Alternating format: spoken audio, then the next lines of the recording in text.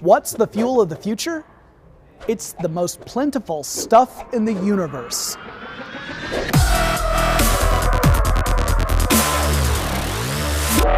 Hey guys, here I am, CES 2015. I'm at the Toyota press conference and my mind has been blown once again by fuel cell vehicle technology. Now, you remember I was crazy about this stuff a year ago. I'm still crazy now. I know Toyota is our sponsor, but I love this technology. I'd be talking about this no matter what, because this is what the future is all about. It is forward thinking. Now, some of us might not be familiar with how a fuel cell vehicle works. That's why I talked to Matt McClory, an engineer with Toyota who is here today at CES. Well, at a very high level, it's an electrochemical engine where you can directly convert energy into electricity, right? In this case, we use hydrogen as a fuel combined with oxygen from air, and we directly convert that in an electrochemical cell into electricity that allows us to drive the electric motor for the wheels. All right, now correct me if I've got this wrong, but as I recall, when you combine hydrogen and oxygen, besides the generation of electricity, you end up with water. Exactly. So the way the membrane works is that you get hydrogen from one side onto the fuel side, and that gets split up on the side of the membrane into a proton and an electron. But the membrane is an electron barrier, but a proton carrier. And so the proton can go through the membrane to the other side, but the electron has to take an external path. When it takes that external path, it goes through the traction motor. That allows you to drive the car. When the electron comes back the other side on the air side, it combines with the proton and the oxygen from air, and it makes water. So that's it. You've got hydrogen on one side, oxygen on the other, and you end up with electricity and water vapor. No carbon emissions like gasoline or diesel-powered vehicles. That's pretty phenomenal.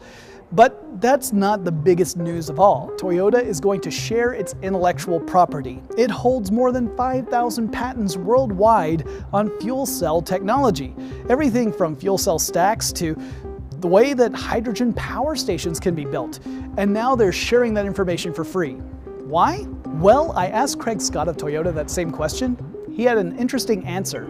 Well, I mean, imagine you're changing everything, right, from soup to nuts, right? We're completely revolutionizing an entire energy system. From the car to the station to consumers' mindsets, all of these things need to be, I don't say changed, but they need to be altered, and we need to find ways to educate people. A big part of what today is about sharing what we've learned over the last 22 years of developing this technology, but also finding a way to come together and build new things. While this may seem like a revolutionary idea to people, that something about sharing intellectual property, which often we view as being so important, that's the biggest revolution, I think. Many of our careers have been spent on developing this car and this technology, and now we want to see what others can bring to it, and it's a great time to be part of the hydrogen world. It's the sharing of this information that allows for collaboration as well as competition, and ultimately can bring about a hydrogen-based economy.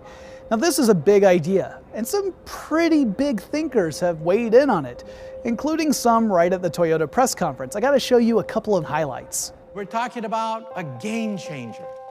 Game changer that's going to change the landscape, not just of our lives, but perhaps the world of politics, the world of energy. And energy is at the very basis of all of modern society. What I'm saying today is we are present at the creation. Today's announcements on our patents has less to do with hydrogen fuel cell cars than it does about the cultural growth of a hydrogen society.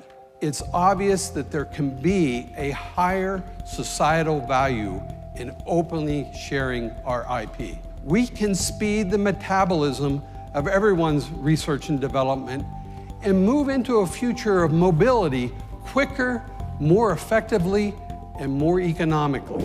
You're talking about changing a century-old paradigm with a brand new infrastructure, a hydrogen economy. We've been talking about it since 1970, and today may be the day we point back and say, that's when it really started.